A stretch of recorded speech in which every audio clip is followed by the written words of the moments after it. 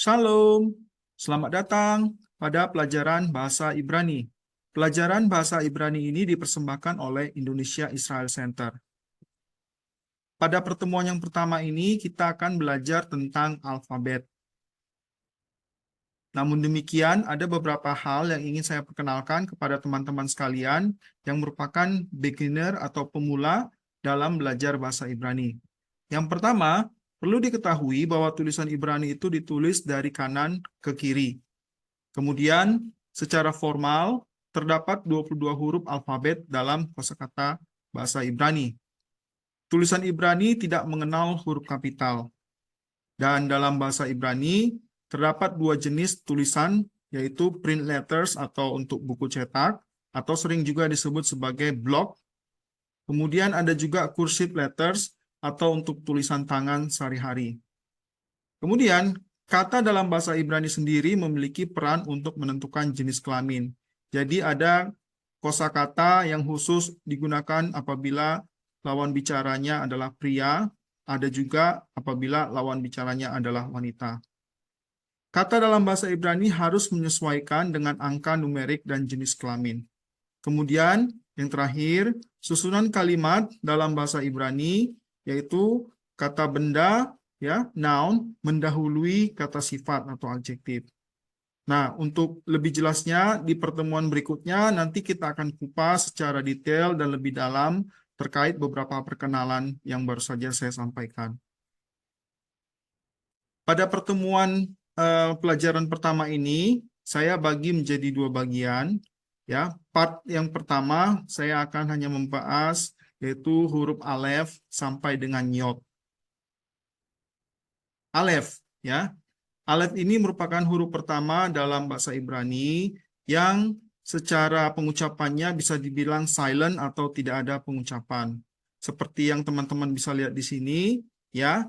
Alef juga kadang disebut alef pakai F atau kadang juga alef pakai PH. Nah, tulisan bloknya seperti yang teman-teman bisa lihat di sini, yaitu ya seperti huruf X akan tetapi bukan ya. Nah, kemudian ini adalah merupakan untuk tulisan di buku cetak. Sementara kursif seperti yang saya sampaikan tadi itu adalah tulisan untuk tulisan tangan sehari-hari. Jadi kalau misalkan kita menulis di buku tulis, catatan kita menulisnya dalam bentuk kursif. Jadi ini alef. Beberapa contoh kosakata dalam bahasa Ibrani yang diawali dengan alef, yaitu misalkan contohnya di sini aba, aba atau dalam bahasa Inggrisnya daddy atau dalam bahasa Indonesia itu ayah.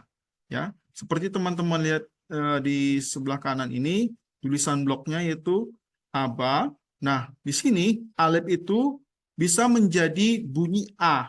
Nah, bisa menjadi bunyi A. Padahal sebelumnya saya sampaikan alef itu tidak berbunyi atau silent. Nah, pada slide berikutnya nanti saya akan jelaskan mengapa alef ini bisa berbunyi sebagai A. Nah, itu ya sebenarnya alef ini nanti akan berbunyi berdasarkan nikut atau vokal.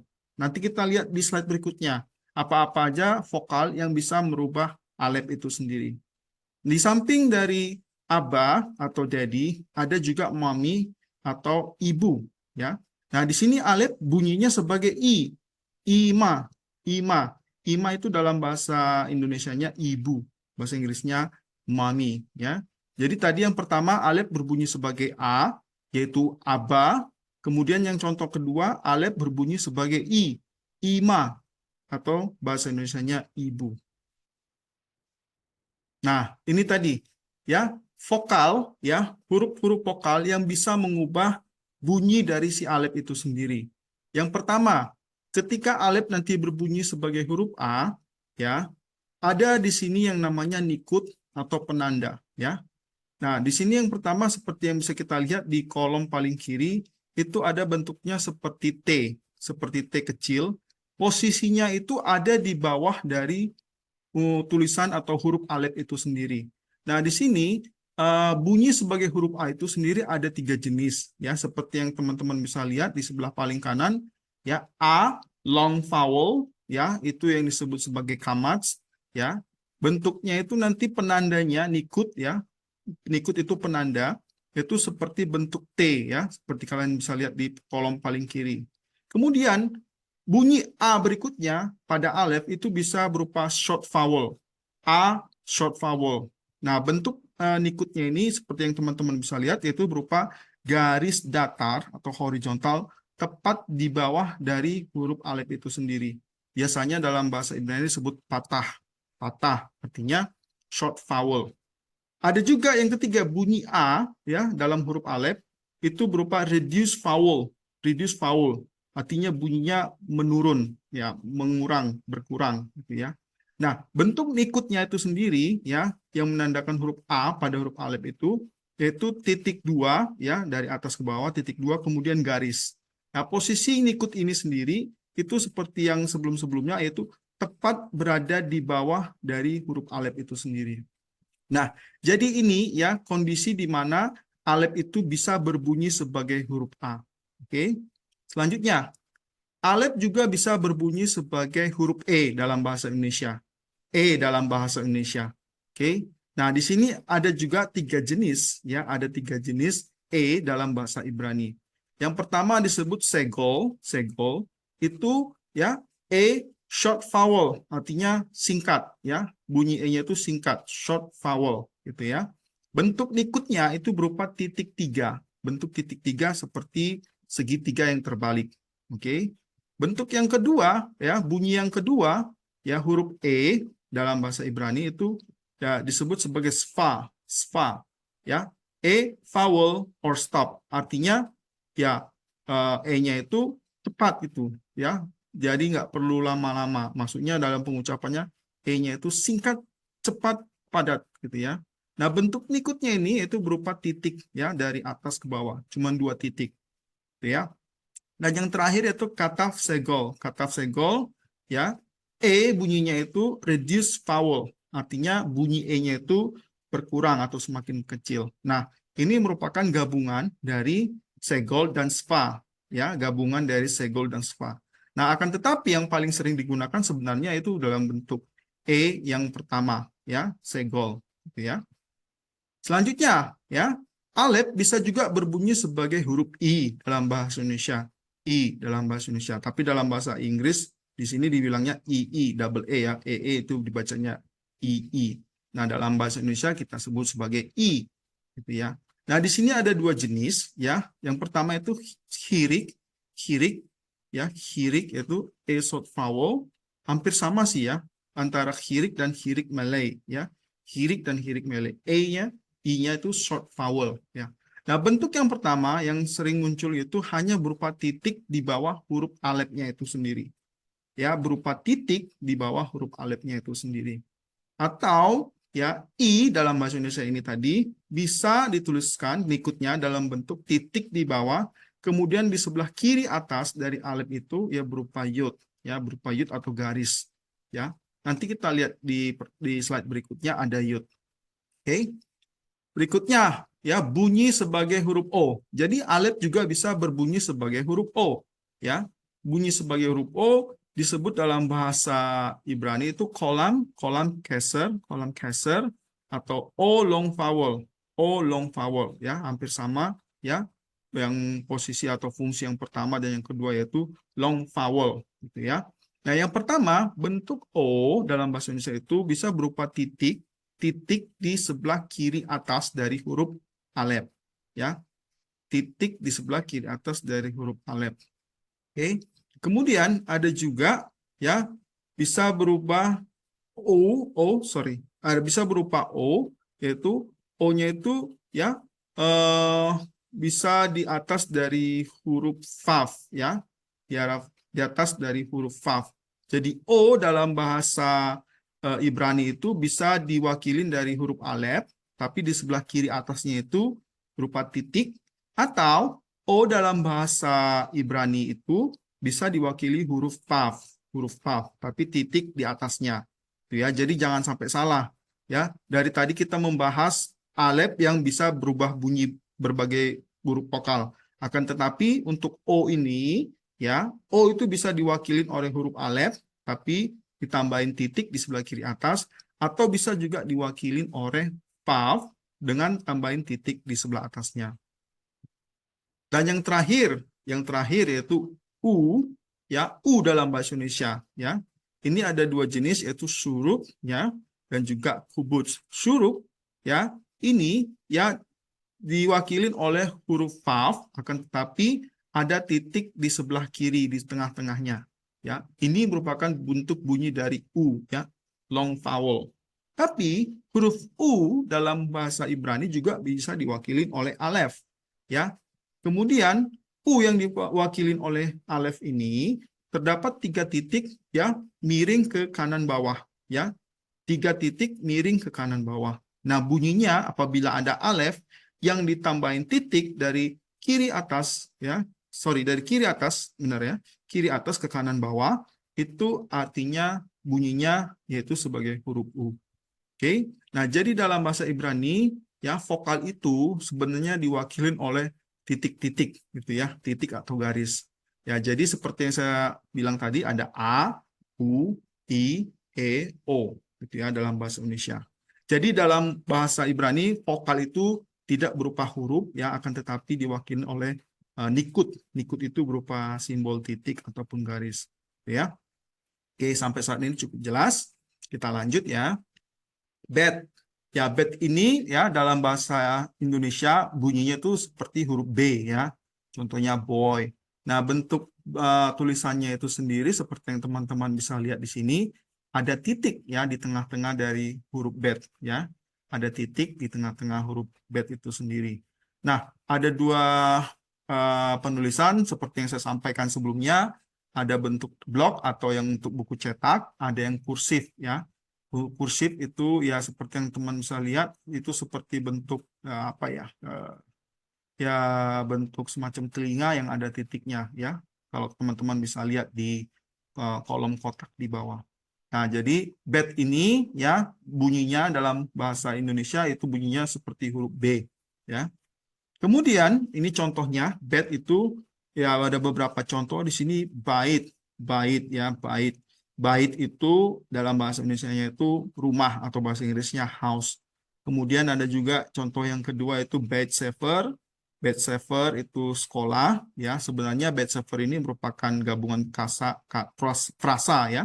Ya, pertama yaitu bait yaitu rumah, saver itu adalah buku. Jadi bed saver itu frasa gabungan yang bisa menimbulkan arti baru yang yaitu sekolah atau school. Contoh lainnya bed yaitu boker. Boker ya itu artinya pagi, ya, pagi atau morning. Nah, teman-teman jangan khawatir ya, di pertemuan berikutnya nanti saya akan ajari teman-teman untuk membaca, ya, untuk membaca huruf, ya, kemudian vokal. Nah, tapi pada pertemuan kali ini saya hanya akan memperkenalkan ya alfabet dari bahasa Ibrani. Oke, jadi tadi kita sudah membahas alef, kemudian kita sekarang membahas bet. Huruf berikutnya adalah fet, ya. Fet ini hampir sama dengan ya bet, ya. Fet hampir sama dengan bed. Bedanya apa? Bedanya bed itu di tengahnya itu ada titik, ya, dan biasanya bed itu selalu muncul, biasanya selalu muncul di di huruf yang pertama dari sebuah kata, ya.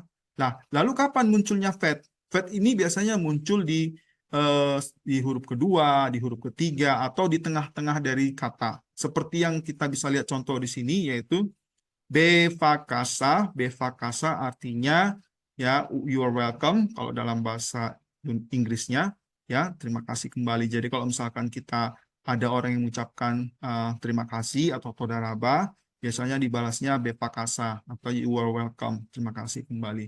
Oke. Nah, jadi bedanya bed dan fet. Bed itu biasanya di awal dari sebuah kata, ya, dan ada titik di tengah. Kemudian kalau fet itu biasanya ada di tengah-tengah, ya, dari sebuah kata. Ya, kalau dalam bahasa Indonesia pengucapan fet ini yaitu bentuk ya pengucapannya ya huruf V, ya, contoh katanya itu viral. Nah, tolong diperhatikan penulisan bloknya dan penulisan kursifnya juga hampir sama, akan tetapi di sini tidak ada titik. Gmail, Gmail ya, contoh ya dalam huruf bahasa Indonesia itu kita bisa samakan dengan huruf G, ya, Gmail, Gmail. Nah, Gmail ini contoh katanya itu misalkan adalah girl, girl atau gadis ya. Ya, jadi ini arti pengucapannya itu lebih mirip ke huruf G. Contoh kata dari Gmail misalkan contohnya di sini gadol, gadol artinya big atau besar, ya. Kemudian contoh kata yang diawali dari huruf G yaitu gan kanyot atau zoo atau kebun binatang. Kemudian ada gamal itu artinya camel atau unta. Oke. Selanjutnya, dalet. Dalet itu dalam bahasa Indonesia itu diasosiasikan dengan huruf D. Contohnya door. Ya, contohnya door. Nah, bentuknya itu seperti yang teman-teman bisa lihat itu berupa garis ya. Garis yang bertemu akan tetapi ada sedikit buntutnya gitu ya. Nah, tolong diperhatikan juga bentuk kursifnya ya, tolong diperhatikan bentuk kursifnya.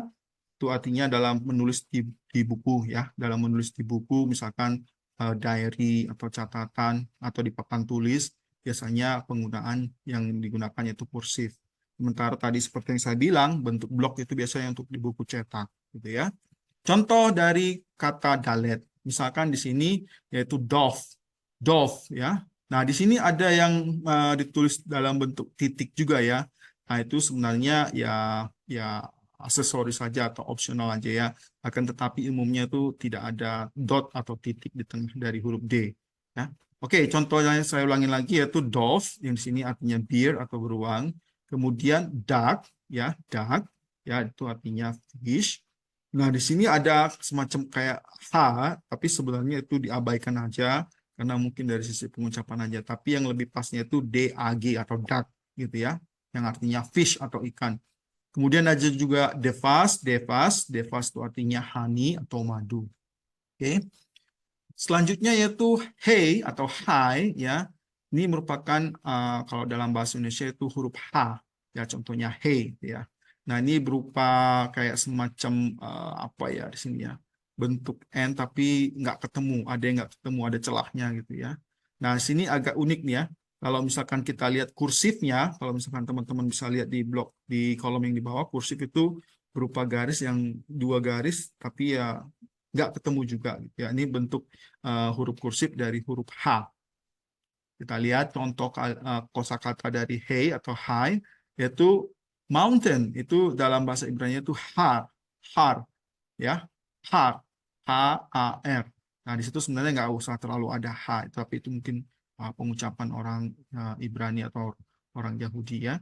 Tapi har itu artinya mountain, oke? Kemudian ada horim itu artinya parents atau orang tua. Kemudian vav. Nah, ini vav ya. Ya, tadi seperti yang saya bilang, vav ini bisa mewakili dari huruf U dan huruf O. Kalau huruf O, ya tadi di awal kita bahas, kalau huruf O, di atas huruf vav itu ada titik ya. Di atas huruf vav ini ada titik. Tapi kalau dia U, ya di tengah di sebelah kiri dari huruf vav itu ada titik. Ya, di tengah dari sebelah kiri huruf vav itu ada titik. Jadi vav ini bisa berdiri sendiri sebagai V atau vav, atau bisa juga menjadi vokal O atau U, gitu ya. Saya ulangin, vav bisa menjadi huruf sendiri yaitu vav, atau bisa juga menjadi vokal. Kalau dia bunyi vokalnya U, ya ada titik di sebelah kiri tengah dari huruf vav. Kalau dia menjadi bunyi O, ya ada titik di atas dari huruf vav itu sendiri, gitu ya. Nah, kalau misalkan kita lihat di sini kursif dari huruf vav itu cuma seperti garis biasa saja, ya, garis saja, tegak lurus. Nah, ini contoh-contoh dari kata vav ya. Misalkan yang pertama veret itu adalah rose atau bunga mawar. Kemudian ada filon itu adalah curtain atau gorden. Kemudian ada juga pav itu adalah hook atau pengait atau kait ya. Selanjutnya zain ya. Ini bentuknya agak unik ya, agak melekup ya. Ya, tapi kalau misalkan teman-teman bisa lihat zain ini ya, itu merupakan perwakilan dari huruf Z dalam bahasa Indonesia kita, dalam alfabet bahasa Indonesia. Contoh katanya itu zebra ya. Perhatikan bentuk huruf bloknya dan huruf kursifnya ya. Bentuk huruf blok dan huruf kursifnya. Oke, tolong diperhatikan. Kemudian contoh katanya itu adalah ZF itu artinya wolf atau serigala. Kemudian ada Zayed itu adalah olive tree. ya, olive tree, dan terakhir itu zebra itu sendiri tadi ya, zebra dalam bahasa Indonesia. Kemudian huruf yang berikutnya itu head. Head itu agak sedikit dimainkan gitu ya. C dan H-nya itu head. Head ya. Jadi head ini contoh dalam bahasa Indonesia itu yaitu CH ya, head ya. Contoh kata yang misalkan asosiasi dalam bahasa Inggris itu misalkan buck gitu ya. Nah, ya huruf head ini agak mirip dengan H tadi ya, tapi H tadi ada sedikit celah gitu ya. H atau hey tadi ya. Tapi kalau head ini tidak ada celah gitu ya. Nah, bentuk antara huruf block dan kursifnya itu agak mirip ya. Kalau misalkan kita lihat, tapi yang kursifnya itu agak sedikit melengkung gitu ya. Kalau misalkan huruf blocknya itu ya kayak semacam patah tegak gitu ya. Berupa bentuk persegi. Tapi kalau kursif itu head ini yaitu ada sedikit melengkung. Contoh dari head dalam kosakata Ibrani misalkan kaver ya, kaver itu artinya friend atau teman. Kemudian ada juga hak itu artinya holiday ya, atau liburan ya. Kemudian yang terakhir itu kalaf artinya milk atau susu. Oke.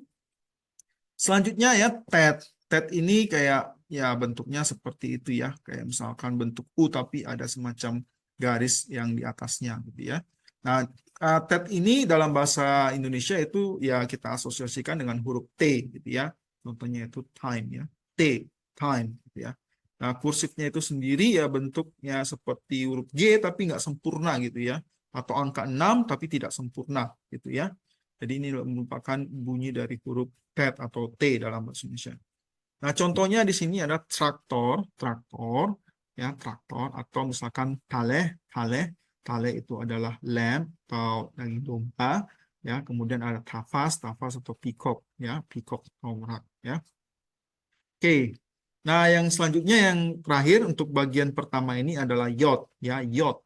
Yod ini ya berfungsi sebagai G atau juga nanti bisa berfungsi sebagai I juga, ya. Jadi nanti tergantung konteks kalimat. Ya, pelajaran berikutnya nanti kita akan bahas secara detail ya. Kadang Y ini bisa jadi sebagai Y, ya, kadang bisa sebagai I gitu ya.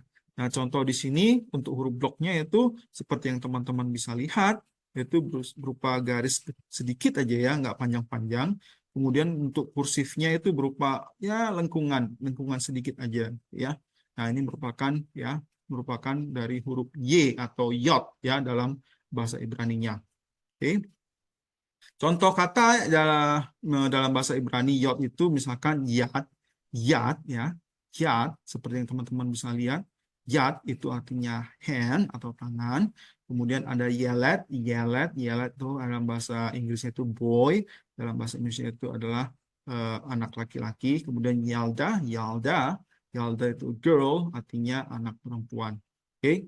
Nah, jangan khawatir teman-teman, nanti di pertemuan berikutnya kita akan belajar membaca, ya, kita akan belajar membaca ya gabungan dari konsonan dan vokal. Oke, nah demikian dulu untuk pertemuan yang pertama ya, dari Alef sampai Yod ya. Nanti kita akan lanjut lagi di pertemuan berikutnya. Kalau misalkan teman-teman merasa video ini cukup bagus dan teman-teman ingin terus belajar, tolong jangan lupa dibantu untuk like ya channel YouTube kita ya, Indonesia Israel Center, dan kita juga ada Instagram ya, Indonesia Israel Center. Tolong dibantu untuk di like. Kemudian kalau misalkan ada pertanyaan, tolong di komen, atau kepada yang ingin berkenan apabila ingin men-share channel YouTube kita, silakan untuk share ya. Nah, demikian ya pertemuan pertama, bagian pertama untuk alfabet bahasa Ibrani ya. Terima kasih, sampai jumpa di pertemuan yang berikutnya.